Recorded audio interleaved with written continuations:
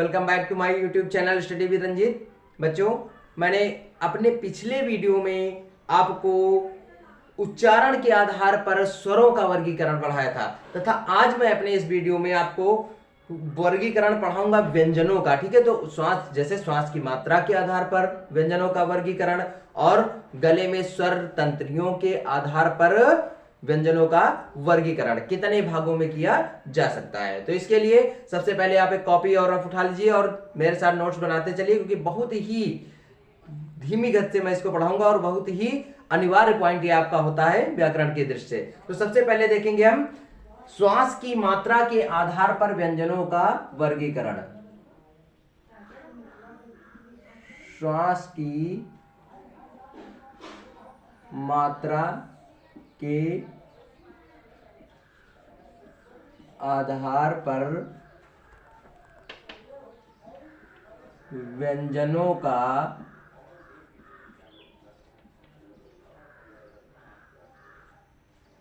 वर्गीकरण। अब देखिए, श्वास की मात्रा के आधार पर व्यंजनों का वर्गीकरण। तो इसमें श्वास की मात्रा के आधार पर व्यंजनों को कितने भागों में विभाजित किया गया है, यानी कह सकते हो श्वास के आधार पर हम व्यंजनों का उच्चारण कितने भागों में कर सकते हैं। तो इसके लिए आपको हम बता दें कि श्वास की मात्रा के आधार पर व्यंजनों का वर्गीकरण केवल दो भागों में किया गया है। एक कहते हैं अल्प प्राण व्यंजन, पहला होता है हमारा अल्प प्राण व्यंजन, अल्प प्राण व्यंजन, और दूसरा हमारा होता है महाप्राण, महाप्राण व्यंजन। ठीक है, देखिए बहुत ही ध्यान से समझना है। श्वास की मात्रा के आधार पर हम व्यंजनों का वर्गीकरण दो भागों में कर सकते हैं। एक होता है हमारा अल्प प्राण व्यंजन और दूसरा होता है हमारा महाप्राण व्यंजन। तो हम अल्प प्राण व्यंजन किसे कहते हैं, तो सबसे पहले हम इस अल्प प्राण व्यंजनों को समझने से पहले समझते हैं कि हम अल्प प्राण किसे कहते हैं। ठीक है, तो देखिए अल्प एक हो जाता है शब्द हमारा अल्प, अल्प माने होता है कम। ठीक है, और इसके साथ जुड़ा हुआ दूसरा शब्द प्राण, प्राण माने होता है वायु, वायु मतलब हवा। ठीक है, और व्यंजन तो आप जानते ही हो। तो इसके साथ अल्प प्राण। ठीक है, तो इसकी परिभाषा क्या होगी कि जिन वर्णों के या जिन व्यंजनों के उच्चारण में मुंह से कम हवा निकलती है, अल्प प्राण, यानी जिन वर्णों के उच्चारण में मुंह से कम हवा निकलती है या कम वायु निकलती है, उन्हें हम कौन से व्यंजन कहते हैं, अल्प प्राण व्यंजन कहते हैं। ठीक है, जिन वर्णों के उच्चारण में मुंह से कम हवा निकलती है उन्हें हम अल्प प्राण व्यंजन कहते हैं। अब ये अल्प प्राण व्यंजन, ठीक है, प्रत्येक वर्ग में होते हैं। ठीक है, वर्ग मैंने आप लोगों को पिछले वीडियो में पढ़ाया होगा कि का वर्ग जैसे होता है, का वर्ग हो गया हमारा वर्ग, तो इसमें एक का वर्ग यानी इस लाइन में आने वाले संपूर्ण पंचम वर्ण जो होते हैं, जैसे का, खा, गा, घा और अंगा, ये हमारा का वर्ग हो गया। ठीक है, का वर्ग में यानी पांचों वर्ण जो हमारे होते हैं वो एक वर्ग के वर्ण कहलाते हैं। तो एक वर्ग में, ठीक है, अल्प प्राण हमको देखने होते हैं, तो प्रत्येक वर्ग में कह सकते हो पहला, तीसरा और पांचवा, यानी कह सकते हो इसका शॉर्ट कोड होता है 135। ठीक है, अल्प प्राण आप कह सकते हैं, यानी जिन वर्णों के उच्चारण में मुंह से कम हवा निकलती है उन्हें हम अल्प प्राण व्यंजन कहते हैं।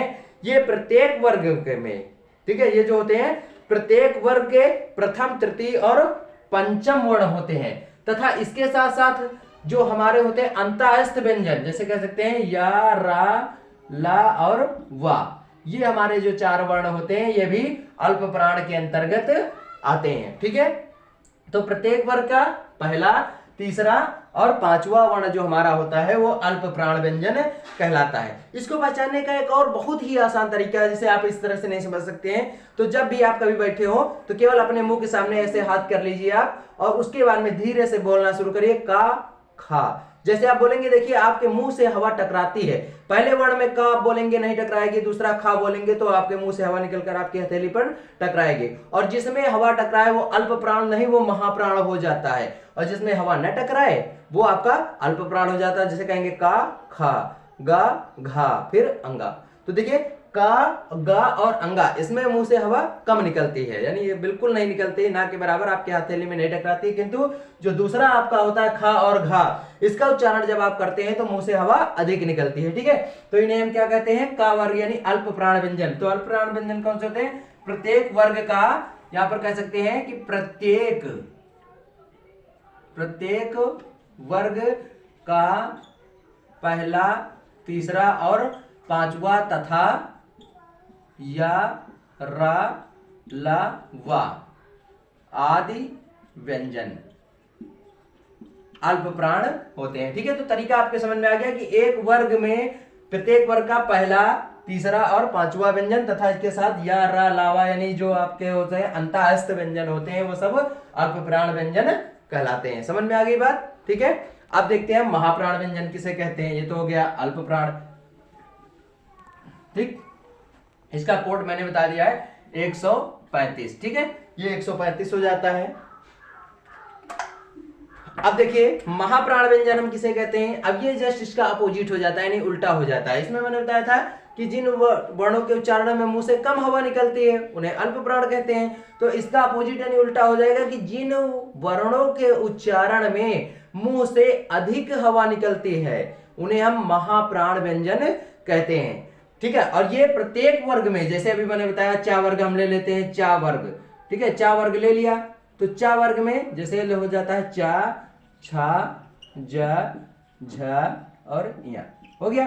तो अब ये प्रत्येक वर्ग में जो दूसरा और चौथा वर्ण होता है हमारा, ये महाप्राण व्यंजन कहलाता है। मैंने बताया था हाथ लगा के स्पर्श करके हथेली देख लीजिएगा, आपकी समझ में आ जाएगा। तो प्रत्येक वर्ग का जो दूसरा और चौथा वर्ण होता है, ठीक है, ये महाप्राण होता है। इसके साथ साथ जो हमारे ऊष्म व्यंजन होते हैं, ऊष्म व्यंजन, ठीक है, ऊष्म व्यंजन जैसे श, श, श और ह, ठीक है, ये जो चारों वर्ण होते हैं ये महाप्राण व्यंजन के अंतर्गत आते हैं। ठीक है, इसका कोड कौन सा होता है 24 यानी 24 कह सकते हैं। 24 का मतलब होता है दूसरा, प्रत्येक वर्ग का दूसरा और चौथा वर्ण। ठीक है, तो प्रत्येक वर्ग का ये हो गया हमारा दूसरा और ये चौथा वर्ण। ठीक है, तो ये हमारा हो गया कोड इसका। ठीक है, तो अल्प प्राण और महाप्राण मेरी समझ में बहुत मेरी समझ में आप लोग समझ गए होंगे। तो अब बता रहे हैं हम, देखिए ये तो हो गया हमारा श्वास की मात्रा के आधार पर व्यंजनों का वर्गीकरण। अब हम दूसरा आपको बताएंगे इसके साथ साथ कि स्वर तंत्रियों में कंपन के आधार पर, ठीक है, स्वर तंत्रियों में कंपन के आधार पर स्वरों का वर्गीकरण। तो इसको हम आपको ये दे रहे हैं,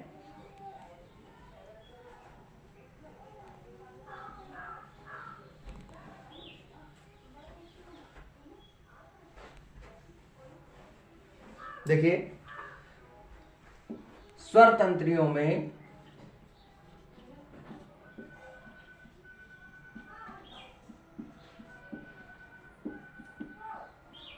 कंपन के आधार पर व्यंजनों का वर्गीकरण,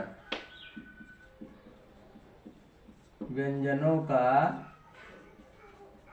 वर्गीकरण। अब देखिए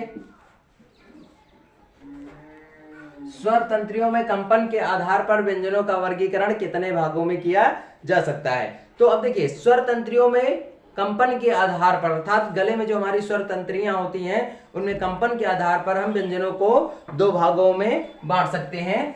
जैसे पहला हमारा हो जाता है स्वर तंत्रियों में कंपन के आधार पर अघोष व्यंजन, ठीक है, अघोष व्यंजन, ठीक है, और दूसरा हो जाता है सघोष, सघोष व्यंजन।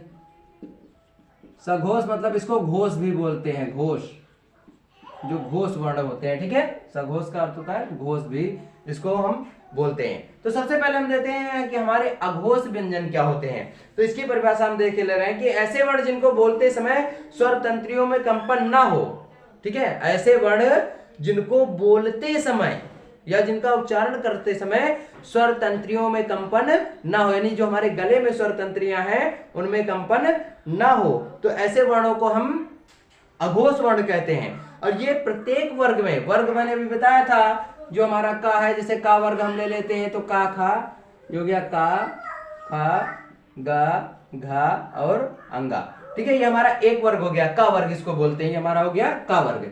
तो अब इसमें हमको देखना है कि अघोष व्यंजन कौन कौन से हैं।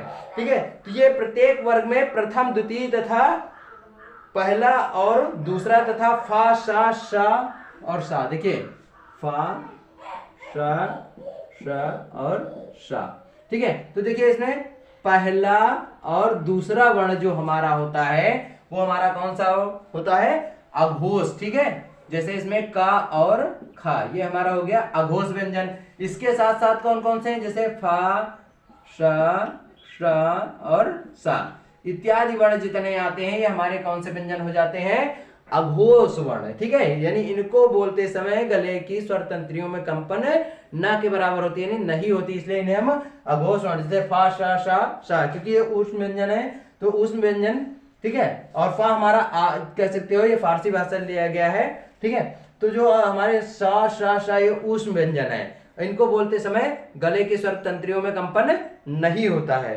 ठीक है, तो ये वर्ण हमारे कौन कौन से कहलाते हैं, ये हमारे वर्ण अघोष वर्ण कहलाते हैं। अब देखिए हमारा सघोष वर्ण किन्हें कहते हैं। ठीक है, तो सघोष वर्ण अब ये भी जस्ट उसी की तरह हो जाएगा, सघोष वर्ण कहते हैं। तो इसमें सघोष की वर्ण जिन वर्णों को, इसकी परिभाषा होती है कि जिन वर्णों को बोलने में स्वर तंत्रियों में कंपन हो उन्हें हम सघोष वर्ण कहते हैं। ठीक है, इसकी परिभाषा की जस्ट उल्टा हो जाएगी, यानी जिन वर्णों का उच्चारण करते समय गले की स्वर तंत्रियों में कंपन हो उन्हें हम कौन से वर्ण कहते हैं, सघोष या घोष वर्ण कहते हैं। ठीक है, ये प्रत्येक वर्ग में तृतीय चतुर्थ और पंचम, ये प्रत्येक वर्ग में तृतीय चतुर्थ और पंचम, फिर इसके साथ साथ और भी कुछ वर्ण होते हैं जो अलग से, जैसे अंगा ढा था। ठीक है, जैसे अंगा ढा था।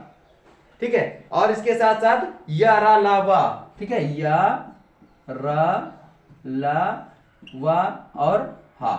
ठीक है, ये हमारे कौन से व्यंजन हो जाते हैं, सघोष या घोष व्यंजन कहलाते हैं। ठीक है, समझ में आ गई बात। ठीक है, यानी जिन वर्णों का उच्चारण करते समय गले की स्वर तंत्रियों में कंपन हो उन्हें हम सघोष या घोष व्यंजन कहते हैं। ये प्रत्येक वर्ग के तृतीय चतुर्थ और पंचम वर्ण होते हैं तथा इसके साथ अंगा ढा था या रा ला वा और हा इत्यादि वर्ण सघोष वर्ण कहलाते हैं। और इसके साथ साथ एक और होता है संयुक्त व्यंजन, जो कि मैंने पढ़ा दिया आपको पहले से ही, संयुक्त व्यंजन। तो संयुक्त व्यंजन क्या होते हैं, ये हमारे हो जाते हैं क्षत त्र और ज्ञा। ठीक है, इसके साथ साथ एक वर्ण और भी आता है श्र। ठीक है, श्रमिक वाला, जो कि लिखावट के आधार पर हिंदी वर्णमाला में इसका प्रयोग नहीं किया गया है। ठीक है, तो हमारे संयुक्त व्यंजन कौन कौन से होते हैं, छत्र ज्ञा। समझ गए। तो अब मैंने आपको यह भी याद बता दिया कि स्वर तंत्रियों में कंपन के आधार पर व्यंजनों का वर्गीकरण कितने भागों में किया जा सकता है। ठीक है, तो इतना कंप्लीट हो गया। तो अब इस वीडियो में इतना ही। इसके आगे के वीडियो के बारे में महत्वपूर्ण जानकारी पाने के लिए यदि अभी तक आपने हमारे चैनल को सब्सक्राइब नहीं किया है तो कर लीजिए, क्योंकि यहाँ हिंदी से जुड़ी हुई संपूर्ण सूक्ष्म और विस्तृत से विस्तृत जानकारी आप तक पहुंचाई जाएगी। धन्यवाद।